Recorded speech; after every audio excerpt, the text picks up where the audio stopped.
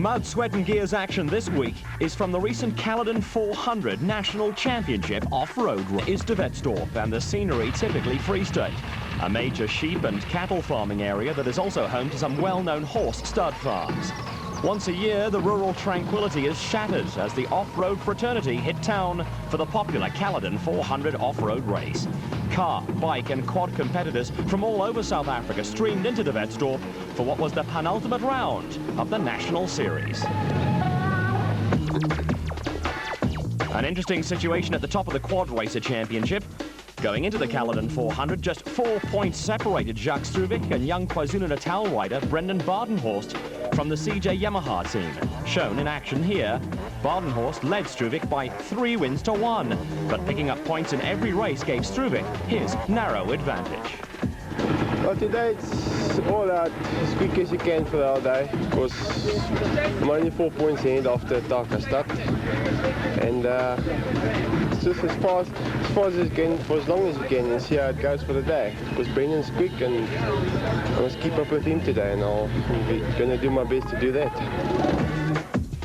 On the bike front, Kevin Fisher led the 200 class, Alma Simons the 250 class, and Daryl Curtis had a 4-point lead over multiple SA champion Alfie Cox in the open category. Shown in action here, recent knee surgery kept Curtis out of the action, and also missing out on his home event because of injury was Miller Moore Honda star Graham McLaughlin. I'm really disappointed I'm going to miss this race. You know, I was in the lead at the desert race. My motorbike gave me troubles there.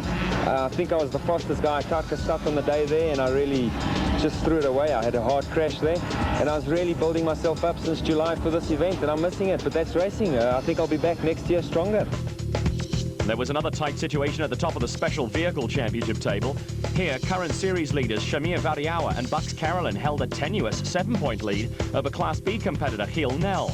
Mark Corbett and Juan Moore, shown in action here, have won twice this season, while Nel has performed heroics all season in the single-seater truggy. The pressure was on Variawa and Carolyn, who needed to beat off all challengers on the Caledon 400. The championship points, basically, with regards to Class A, I think we've got a healthy lead on the guys. With Giel Nel, basically we got to finish in front of him for the next 2 races to win the championship. Yeah, we're just hoping to finish up in the top 5. That's it. The Caledon 400 offered the opportunity for Mitsubishi Pajero pair Neil Woolrich and Kenny Schulthammer to wrap up the Production Vehicle Championship. The pair went into the Caledon 400 with a healthy lead, and a win in the Free State would make the championship safe for the pair. Behind the former bike stars, only 16 points separated the next 5 crews, with Class D Nissan hardbody team Hein Grobler and Charles Volmerans feeling a little heat in the kitchen. RB Reineke and my 4x4 just behind us, so they're also in the game. It's quite, the championship is quite tough. You have to go all the way. Intense manufacturer involvement in the National Off-Road Series has seen an influx of high-tech machinery into the production vehicle category. Latest addition to the fold is the new design Castrol Toyota Land Cruiser. Multiple and reigning SA champions RB Reineke and Robin Houghton were giving the new Toyota its first outing on the Caledon 400. First major difference is that this is based on the FZJ79 Land Cruiser, which has just been released a couple of months ago, and which comes out with coil spring front suspension, very similar to the station wagon. Now we based it on that new vehicle, and we put coil springs all around. We moved the engine back just over a meter, similar to last year's vehicle, and then there were numerous changes to try and get the weight down and to fine-tune the suspension, make it more comfortable for the occupants to survive for 500 k's on a very hard day. Hopefully they will be quicker that way. Production vehicle crew Hannes Krobler and Richard Leek set the pace in the pre-event time trial and secured pole position ahead of a string of Raceco and Jimco entries. A puncture dropped Woolrich and Schulthammer down to 30th. The early morning start is compulsory for off-roaders. There was the usual pre-race paddock activity and banter among competitors, with Hannes Krobler happy to be starting in pole and Enzo Kuhn the fastest of the Class D field. We're very glad that we're leading, especially with the dust. But the other guys are very close to us, and I think it's going to be a very close race, and it's going to be tough out there. So we're not going to make any predictions, but we're going to try our best. The guys have done a lot to rebuild the car after the previous off-road that we rolled it, and we're glad to be here. We had a good run yesterday. We're trying some new suspension setups, and that seemed to work. see today how the event goes, you know, 500 Ks or 400 kilometers, so we'll start off a bit slower and try and pace ourselves. There was an interesting innovation on the Caledon 400. Based on concepts used in the United States, there were multiple fuel and pit stops along the De Wetstorp-Bloemfontein road. The idea proved popular with competitors and was an added attraction for spectators along the route. The start of the Caledon 400 and the thumbs up from the ever jovial Hannes Grobler before going out to do battle on what was going to prove to be a tough course.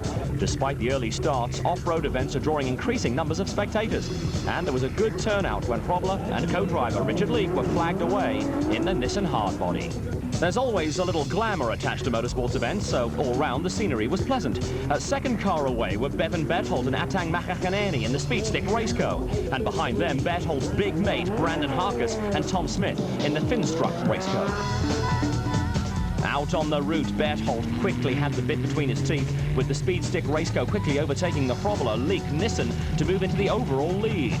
Berthold and Machachanani started the day with 2 wins under their belts, but a promising start to the Caledon 400 was to end in disappointment before the first designated service point. A broken gearbox was to force the Speedstick crew into calling it a day.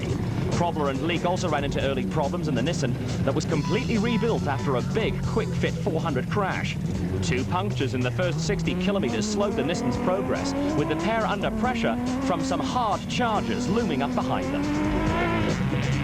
The first of the chargers behind the Nissan were Brandon Harkus and Tom Smith, both the sons of off-road legends and have inherited a full speed ahead at all costs attitude to racing. Racecos and Gymcos were queuing up behind the Harkus-Smith combination, with 2-time winners Mark Corbett and Juan Moore being chased by the Douse-Penning combination in the Ellis Lehman Signs Raceco.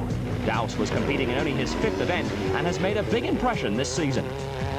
Rally star turned off-road racer Enzo Kuhn and Francois Jourdan were running at the front of the field in the factory Mitsubishi Colt, with repelling a Nissan attack top of the agenda for the pair. Kuhn is in his first full season of off-road racing, but is so talented he's taken to it like a duck to water. Colt are also in their first season of off-road racing, with this year's championship a development process for the factory squad. The Caledon 400 was a development process for reigning production vehicle champions Archie Reinecker and Robin Houghton in the Castrol Toyota Land Cruiser. The vehicle was having its first outing and was running with a standard gearbox and steering box.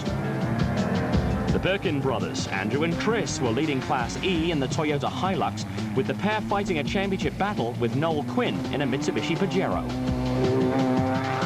Looming up behind the Birkin brothers was former saloon car circuit racing champion John Rowe. The KwaZulu-Natalian was making a rare national appearance and was belting along at the front of the Class B field in a single-seater Sandmaster. Also picking up a head of steam were Neil Woolrich and Kenny Schulthammer in the factory Mitsubishi Pajero. After starting way back in 30th place after a time trial puncture, the championship leaders were charging through the field.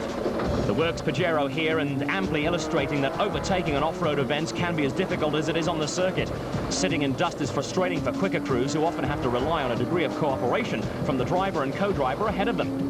Woolrich and Schulthammer weren't the only crew making up time, with Stratford Fucht and Scott Abraham the fastest production vehicle on the 64-kilometer leg to the first service point. The mean-looking vacation van's Jeep Cherokee was going like a train, with Fucht and Abraham second overall on corrected time at the service halt. A broken plate that housed pumps and other necessary goodies for the smooth working of the internal combustion engine then cost Fucht and Abraham 32 minutes. Back at the start, the bikers and quad racers were readying for battle, with the area sometimes resembling a war zone casualty station. The previous day's time trial was won by Quick Fit 400 overall winner Clayton Enslin, with the Shimwell's Yamaha star giving plenty of thought to race tactics. When I got there today, I'll probably have a nice dust gap. There's no one in front of me. I was like, wait till catch the cars to see how far the cars are in front of me.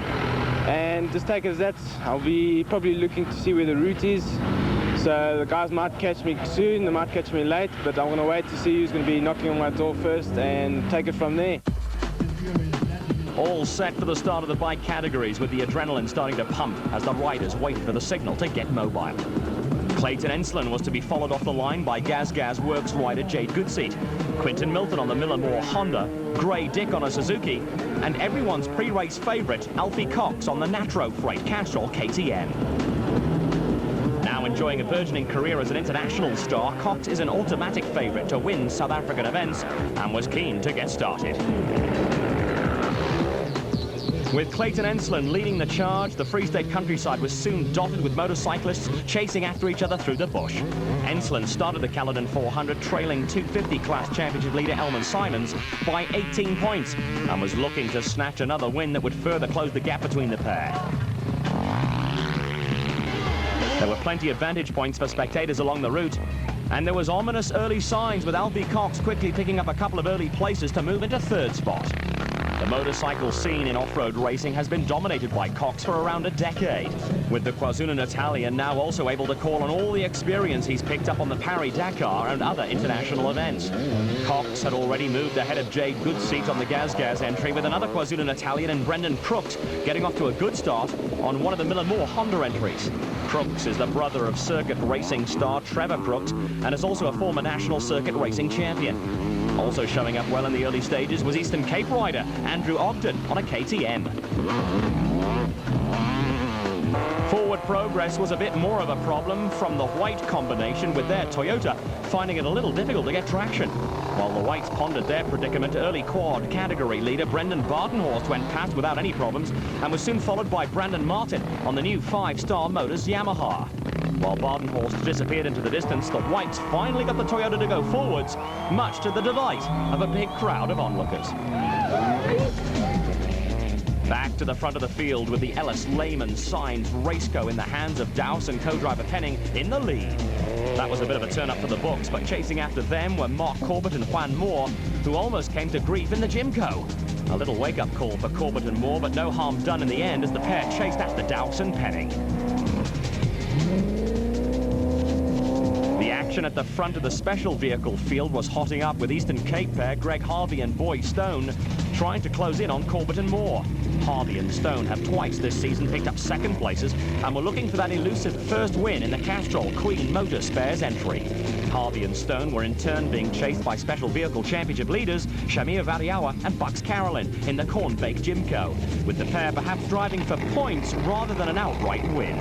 John Weir-Smith and Jeff Minnett in the Dark Dog Raceco had joined the fray in the Special Vehicle Shootout, and gradually moving up to join them were reigning champions Franz Czepek, Senior and Junior, in the Epson V Motors Raceco. The father and son pair have been plagued by dreadful luck this season and were hoping the Caledon 400 would produce a long overdue return to top form.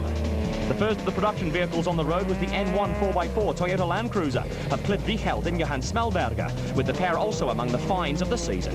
The distinctive yellow Land Cruiser was first on the road, but now leading on corrected time were production vehicle championship leaders Neil Woolrich and Kenny Schulthammer in the factory Mitsubishi Pajero. The former bikers were gradually tightening their hold on clinching the production vehicle championship, but on some of the wetter and muddier sections of the route it was tough going. With a national title at stake, Woolrich and Schulthammer were understandably not about to take any unnecessary risks.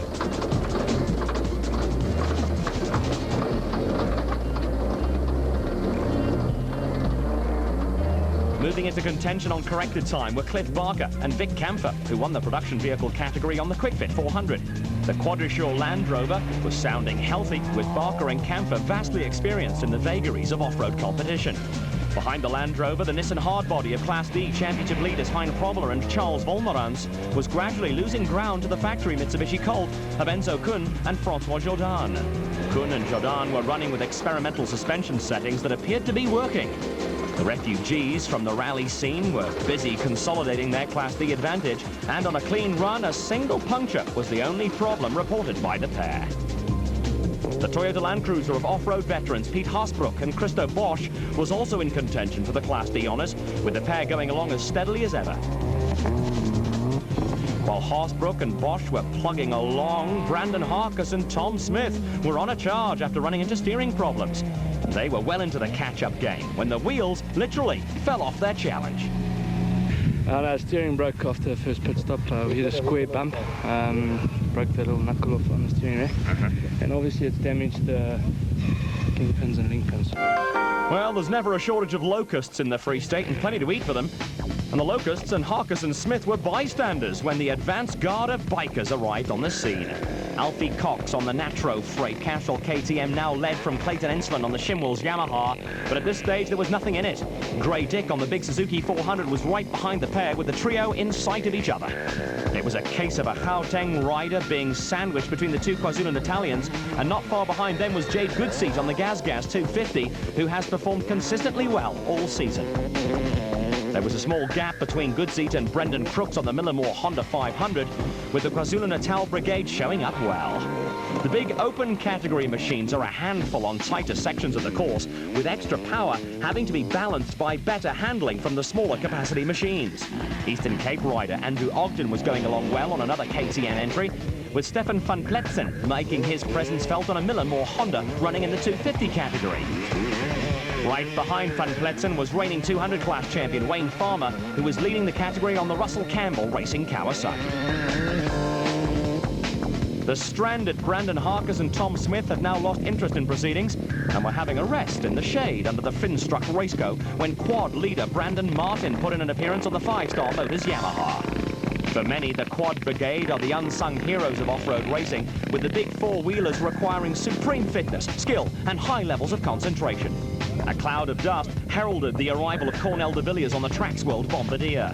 De Villiers went into the Caledon 400 lying 5th in the championship and was one of 4 riders separated by only 11 points.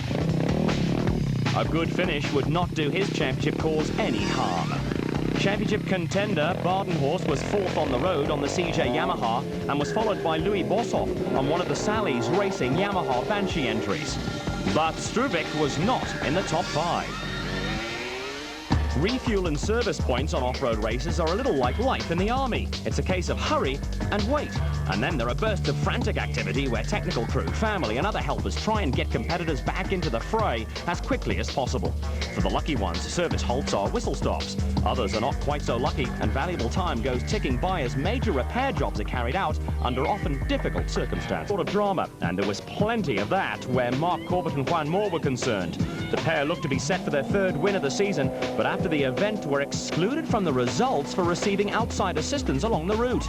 With Corbett and Moore out of the equation, Franz Czepek Sr. and Jr. now led the special vehicle category and overall on corrected time. For the Epson V Motors Raceco pair, their run of misfortune had ended at just the right time. Pockets of spectators were to be found at vantage points along the route, and for Eastern Cape pair Greg Harvey and Boy Stone, that elusive first win of the season still looked out of reach. The Castrol Queen Motorspares pair were a little better off than John Weir Smith and Jeff Minnett. What happened? We've just broken the side shaft off. So, game over. There was clear evidence that the Dog Raceco was hors de combat, but still closing inexorably in on the production vehicle title were Mitsubishi Pajero factory pair Neil Woolrich and Kenny Schulthammer.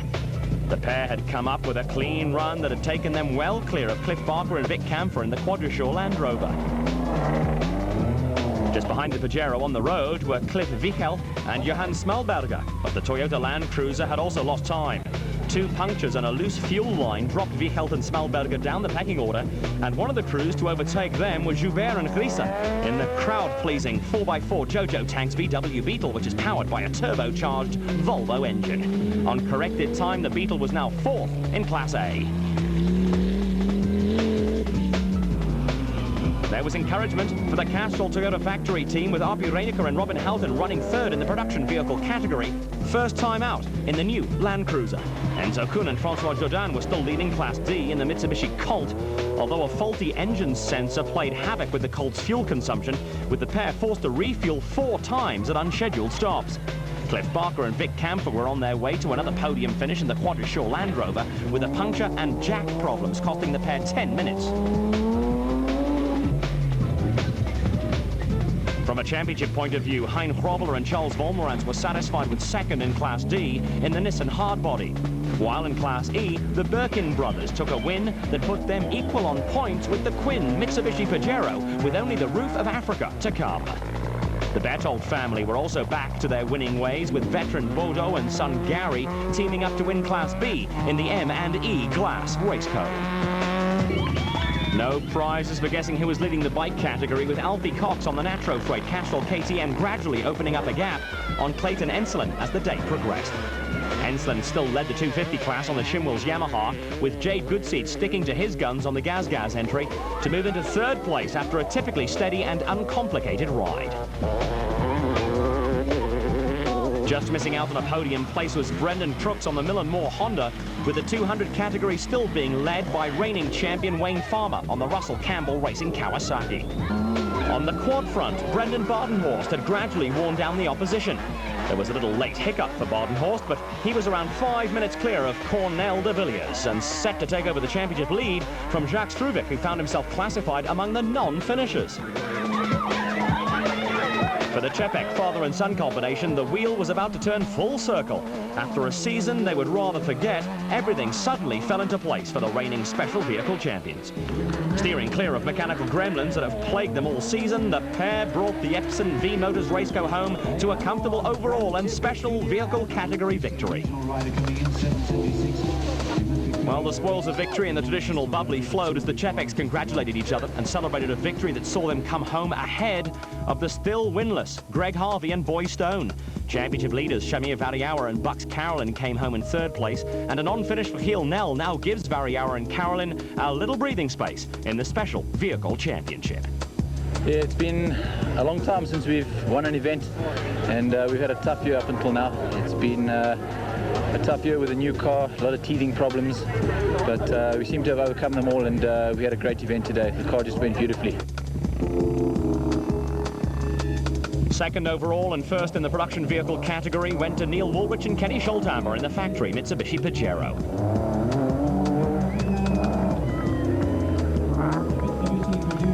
It was their fifth victory of the season and wrapped up the production vehicle championship for the former bike stars. Second were Cliff Barker and Vic Kampfer, with Arpi Reinecker and Robin Houghton earning a podium place first time out in the new Castrol Toyota Land Cruiser. Fantastic, eh? No problems at all. A very demanding race. I must say congratulations to the organisers. They put on a fantastic event. Not only well marked and well organised, but a very demanding course. But nothing stupid in it. You know, everybody able to get round. Very demanding. Total concentration all the time, and we had a good run. Putting the finishing touches to yet another national championship win was the maestro, Alfie Cox, on the Natro Freight Castrol KTM. Cox was just under half a minute ahead of Clayton Enslin after a tough day and a close battle between the pair.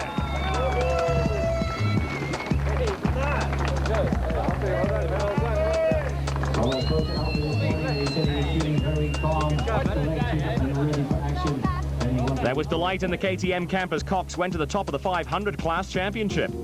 Second overall gave Clayton Enslin the 250 class on the Shimwell's Yamaha, with the 200 category going to reigning champion Wayne Farmer on the Russell Campbell Racing Kawasaki. Clayton's just been putting pressure on the whole day, and it hasn't been an easy win for me, I can tell you now. I thought, you know, that he was slacking off on the second half. I got away a little bit, and as I slacked off a little bit, he came back again. So it's been, and Grey Dick too, I take my hat off to him. He rode that Suzuki 400, I promise you, he was riding like an absolute man possessed, and unfortunately he ran out of fuel. It would have been a great race right to the end. But I'm happy to win, and you know, it's not over yet. After a slow start to the day, Brendan Badenhorst slowly started to come into his own in the quad category. He gradually picked off the opposition and in the end was a comfortable winner, ahead of Cornel de Villiers and early pace setter Brandon Martin. Brendan Badenhorst comes in first on the quad.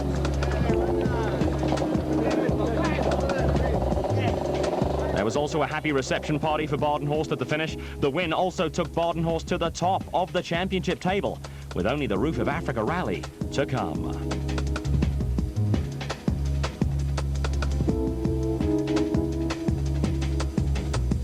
Start of the day I was feeling a little sick, so I dropped back a few places, but my pit crew out there giving me a few words really made me feel better.